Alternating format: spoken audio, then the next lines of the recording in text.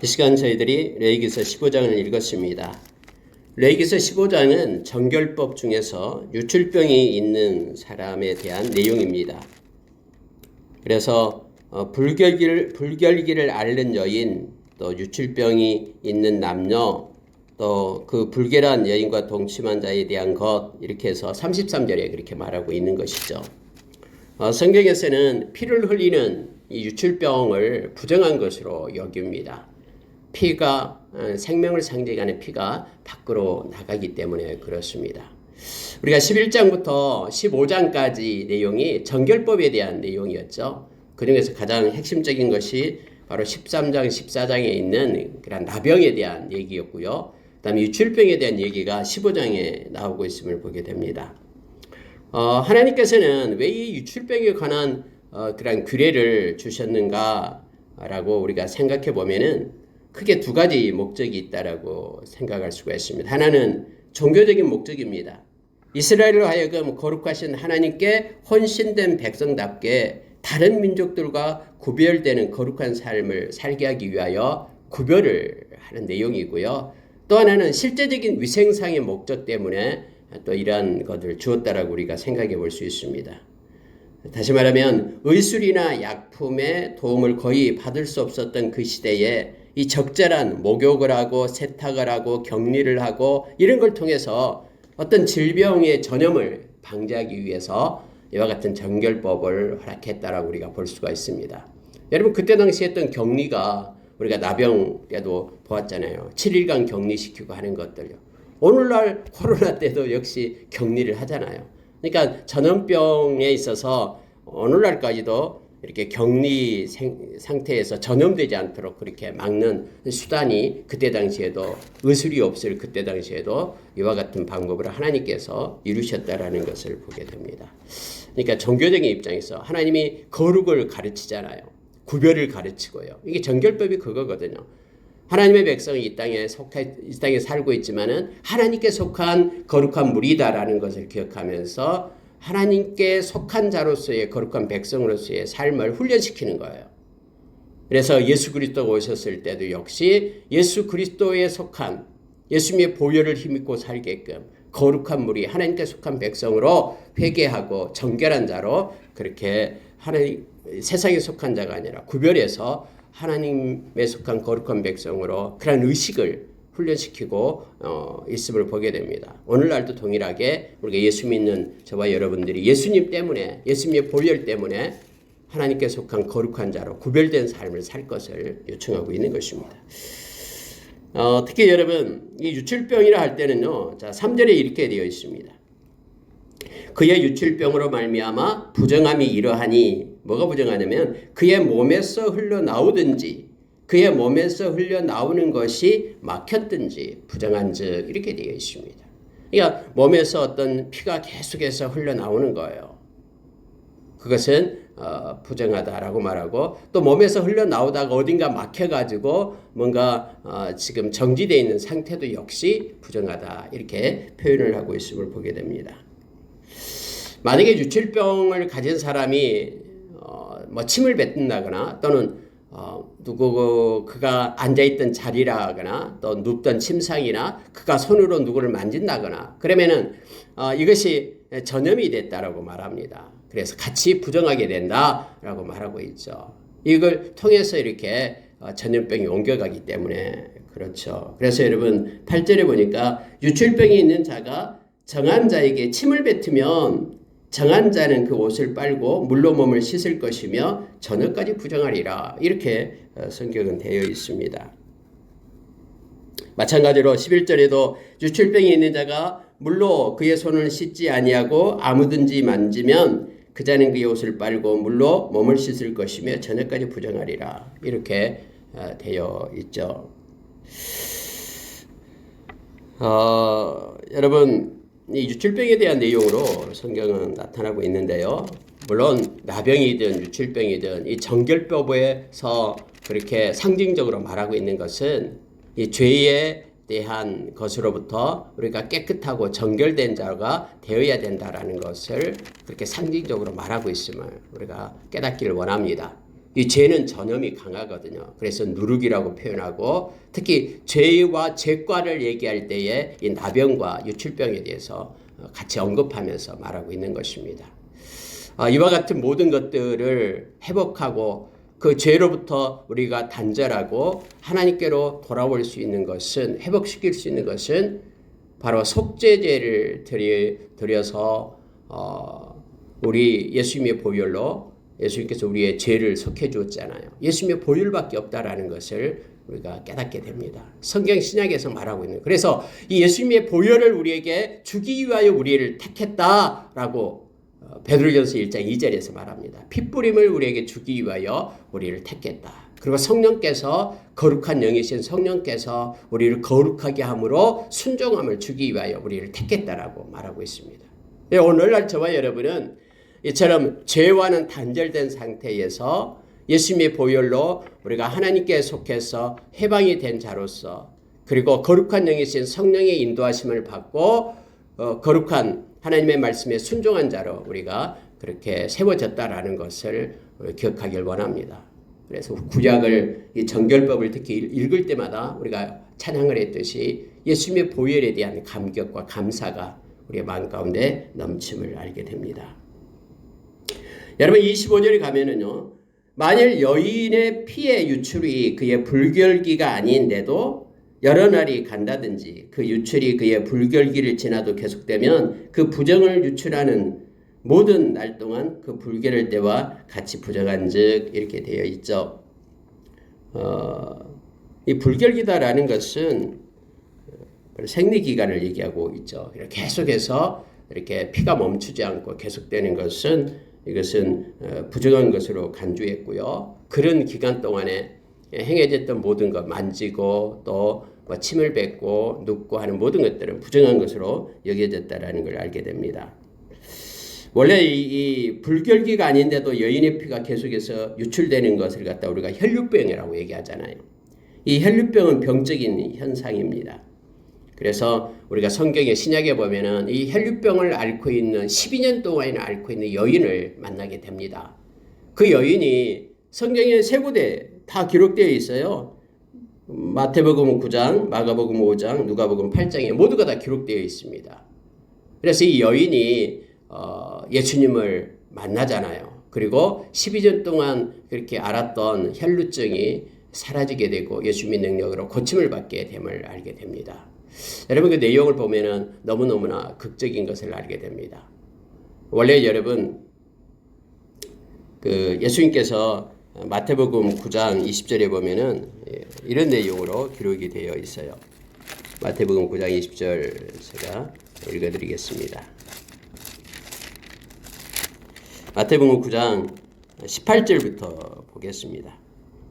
예수께서 이 말씀을 하실 때에 한 관리가 와서 절하며 이르되 내 딸이 방금 죽었사오나 오셔서 그의 몸에 손을 얹어 주소서. 그러면 살아나겠나이다 하니 예수께서 일어나 따라가심에 제자들도 가더니 12해 동안 혈루증을 앓는 여자가 예수의 뒤로 와서 그의 겉옷가를 만지니 이는 제 마음에 그 겉옷만 만져도 구원을 받겠다 함이라. 예수께서 돌이켜 그를 보시고 이르시되 딸아 안심하라. 네 믿음이 너를 구원하였다 하시니 여자가 그 즉시 구원을 받으니라. 예수께서 그 관리의 집에 가서 피리 부는 자들과 떠드는 무리를 보시고 이르시되 물러가라. 이 소녀가 죽은 것이 아니라 잔다 하시니 그들이 비웃더라. 무리를 내보낸 후에 예수께서 들어가 그 소녀를 잡으심에 일어나는지라 그 소문이 온 땅에 퍼지니라. 이렇게 되어 있잖아요. 여러분 이것을요 누가복음 8장은 조금 다르게 묘사를 합니다. 누가복음 8장을 보면은 누가복음 8장 40절에 보면은요 굉장히 길게, 누가는 의사잖아요. 그래서 몸에 대한 것을 이런 걸 자세히 기록을 하고 있잖아요. 여러분 누가복음 8장 40절에서 56절까지 보면은 이렇게 되어 있어요.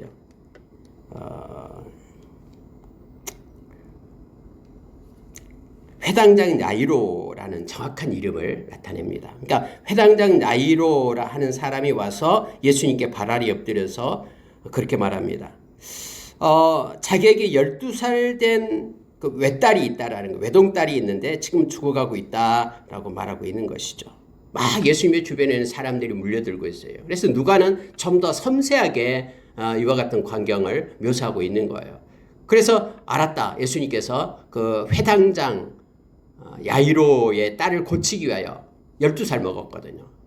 그래서 갑니다. 근데 가는 도중에 이 혈루증 여인을 만난 거예요. 이 혈루증도 12회 동안 12해 동안 혈루증을 앓고 있는 여인이었어요. 그래서 좀 더 구체적으로 말합니다. 아무에게도 고침을 받지 못한 여자가 예수의 뒤로 와서 옷가에 손을 대니 여기서는 혈루증이 그 즉시 그치는 거예요. 아까 마태는 기록할 때에 그 혈루증을 앓고 있는 그 여인의 마음을 기록했어요. 내가 예수님의 옷을 만지자마자 고침을 받겠다 이런 생각을 가지고 있었고요. 이 누가는 이 겉으로 나타나는 그 세밀한 관찰에 의해서 지금 말씀을 의사답게 기록되고 있음을 보게 됩니다. 이 마태는 예수님이 그렇게 말했죠.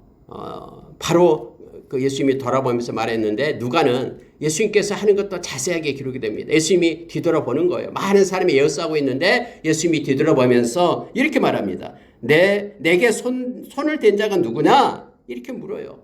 베드로가 나타나서 주여 이렇게 많은 사람들이 밀고 있는데 우리가 어떻게 알아요? 근데 예수님은 말합니다. 내게 손을 댄 자가 있다. 이는 내게서 능력이 나간 줄 알미니라. 무슨 얘기냐면요.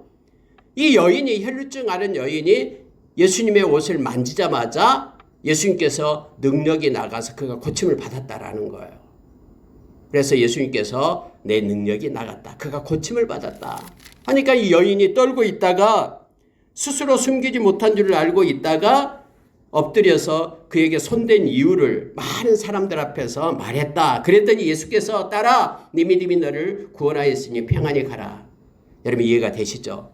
왜 여인이 예수님께서 누가 내 옷을 만졌냐라고 물을 때에 왜 그 즉시 나타나서 내가 만졌습니다라고 말하지 못한 이유가 있잖아요. 왜요? 이 혈루증을 앓는 여인은 다른 걸 만지면 안 돼요.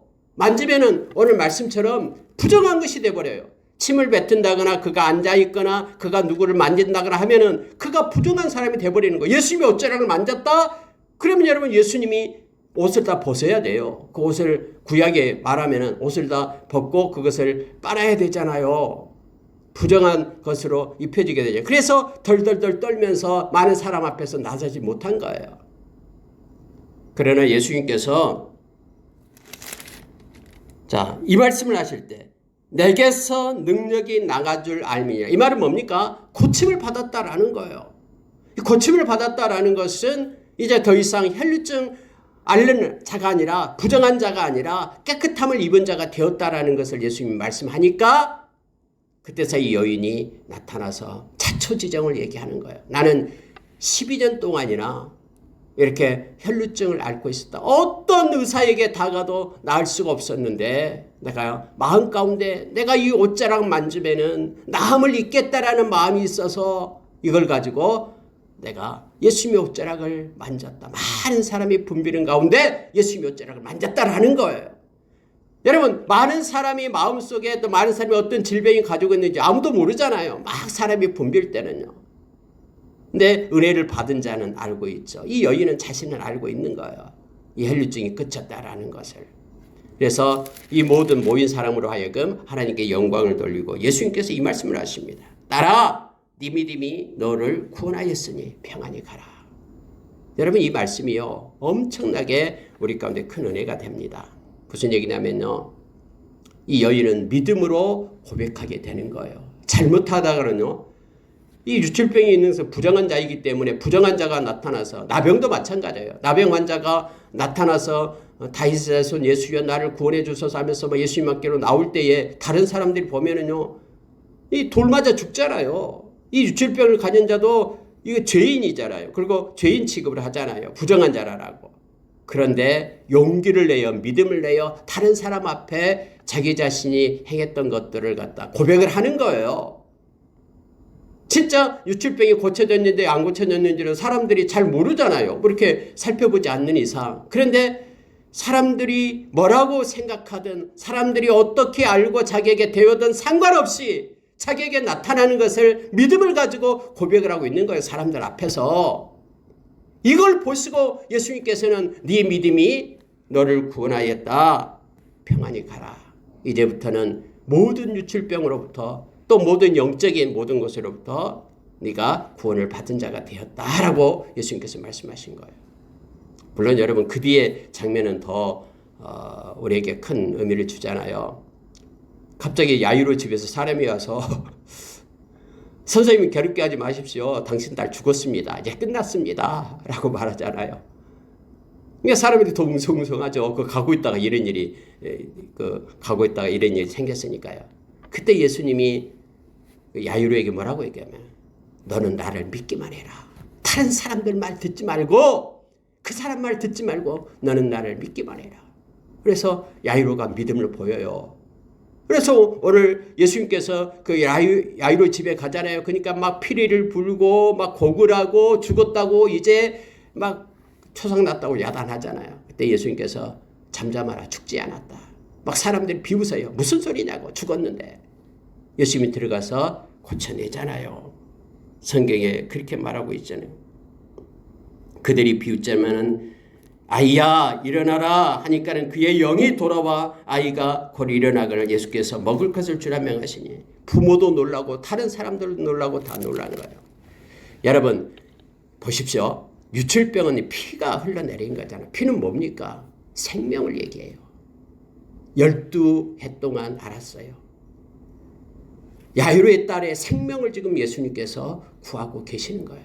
그래서 누가는 이 두 개를 연결해서 또 다른 성경도 연결해서 지금 기록하고 있는 거예요. 우리가 이 땅에서 생명 대신 참 생명 대신 조회 이 참 생명 대신 예수님만이 생명을 고치고 생명을 주시는 분이 바로 예수님이셔요. 예수님의 그 보혈로 인하여 저와 여러분이 영원한 생명을 얻었어요. 그리고 우리의 생명과 연관돼서 고치고 회복시키고 또 영원한 생명을 공급하신 분은 우리 주님이셔요. 그래서 주님은 생명의 떡, 나는 길이요 진리요 생명이니 나는 부활이요 생명이니 우리에게 생명을 말씀하죠. 생명의 빛이니 오직 예수님만이 생명이 있어서 우리에게 생명을 공급하시는 분임을 이 신약 성경에서 우리에게 가르쳐주고 있음을 보게 됩니다. 여러분 혹시 우리의 생명이 지금 잃어가고 빠져나가고 있는 이 유출병을 가지고 있는 우리의 영적인 모습이 있습니까? 예수 그리스도의 보혈로 인하여 우리는 고침을 받을 수 있습니다. 예수님께서는 생명이 흘러나오기 때문에 우리의 모든 생명이 회복이 됩니다. 그래서 예수님과 동행하면은 우리에게 생명으로 풍성케 됩니다. 예수님 말씀했잖아요. 요한복음 10장 10절에서 도적이 온 것은 도둑질하고 죽이고 멸망시키려는 것이지만 내가 온 것은 양으로 생명을 얻게 하고 더 풍성히 얻게 하려는 것이다 라고 주님 말씀했잖아요. 주님이 그렇게 말씀하신 대로 주님은 생명을 고치고 회복시키고 또 영원한 생명을 우리에게 주시죠. 예수님의 그런 생명 때문에 예수님의 생명을 십자가에서 놓으심으로 인하여 그 생명으로 인하여 우리가 생명으로 풍성케 되고 영원한 생명을 얻게 됨을 알게 됩니다. 우리가 여러분 어제 나병 환자가 나을 때에 4가지 것을 가지고 한다라고 말했잖아요. 비둘기 새 2마리 그리고 백향목, 홍색실, 우슬초 이 4가지를 가지고 정결의식을 한다라고 말했습니다. 근데 새 2마리 중에 1마리는 죽어요. 흐르는 물에 죽여요. 그 피를 그래서 4개에 적셔가지고 7번 뿌리 7번으로 완전하다라는 거예요. 이 피로 인하여 완전하게 되었다라는 거예요. 회복되었다. 생명을 얻었다라는 거죠. 그래서 백향목이 상징적으로 푸른 그런 생명을 나타내고요. 홍색실은 우리의 혈관이 이제는 회복되었다라는 거. 나병에게 있어도 혈관은 중요하잖아요. 다 썩어서 없어지기 때문에. 근데 홍색실을 통해서 이제는 우리의 생명의 피가 흐르게 되었다라는 거예요. 그리고 우슬초를 통해서 썩어서 문드러지고 냄새나는 악취가 이제는 예수의 향기로 바꾸게 되었고 이제는 살아있는 새 한 마리를 날려준 것은 이제는 죄로부터 끊어지고 우리는 자유함을 얻게 되어서 사망에서 생명으로 옮겨졌다. 이런 의미로 우리에게 주셨잖아요. 유출병도 동일합니다. 우리의 생명이 점점 잃어가고 있을 때에 예수 그리스도의 보혈로 인하여 우리의 생명이 회복되고 영원히 회복되는 은혜를 주신 것을 보게 됩니다. 그래서 여러분요, 유출병의 고침을 받으면은 이 하나님 앞에 나서 속죄제와 번제를 드리는 거예요. 속죄제는 이제 내 죄를 이제는 주님께서 하나님께서 다 고쳐주신다라는 속죄제죠. 그리고 번제는 이제 하나님이 나의 죄를 다 해결해주고 이 병을 고쳐주신 것에 대해서 감사하며 온전히 하나님께 속한 자로 하나님께 영광을 돌리겠다라는 것으로 이렇게 번제를 드리게 됩니다. 자, 여러분 31절 보고 마치겠습니다.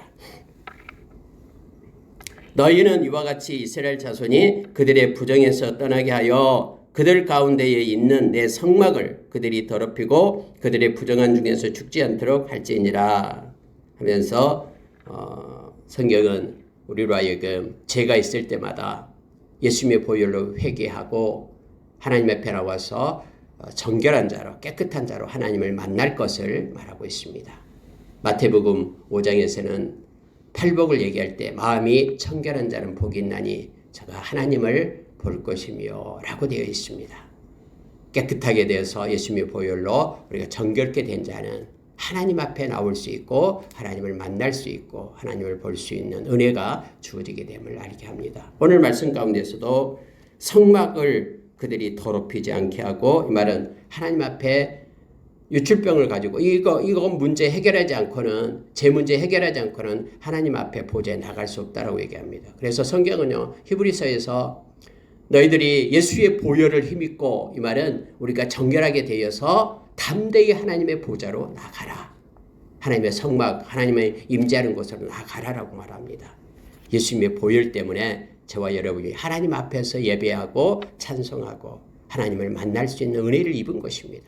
그래서 우리가 보혈의 능력을 찬양하고 예수님의 보혈을 의지하면서 하나님께 영광 돌리는 거예요. 오늘 하루도 예수님의 보혈이 우리를 덮고 정결한 자로 우리 하나님께 나가고 하나님과 교통하며 동행하는 우리가 되기를 원합니다. 기도하겠습니다.